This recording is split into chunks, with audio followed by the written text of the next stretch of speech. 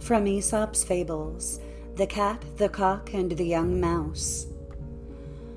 A very young mouse who had never seen anything of the world almost came to grief the very first time he ventured out, and this is the story he told his mother about his adventures. I was strolling along very peaceably when, just as I turned the corner into the next yard, I saw two strange creatures. One of them had a very kind and gracious look, but the other was the most fearful monster you can imagine. You should have seen him. On top of his head and in front of his neck hung pieces of raw red meat. He walked about restlessly, tearing up the ground with his toes and beating his arms savagely against his sides.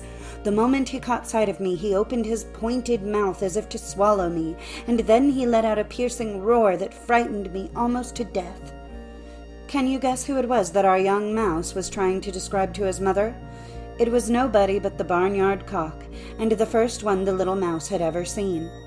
If it had not been for that terrible monster, the mouse went on, I should have made the acquaintance of the pretty creature who looked so good and gentle. He had thick, velvety fur, a meek face, and a look that was very modest, though his eyes were bright and shining. As he looked at me, he waved his fine long tail and smiled.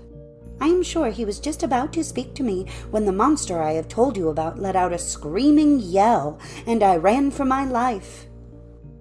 "My son," said the mother mouse, "that gentle creature that you saw was none other than the cat. Under his kindly appearance he bears a grudge against every one of us. The other was nothing but a bird who wouldn't harm you in the least.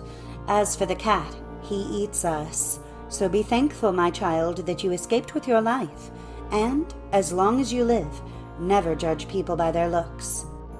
Moral: do not trust alone to outward appearances.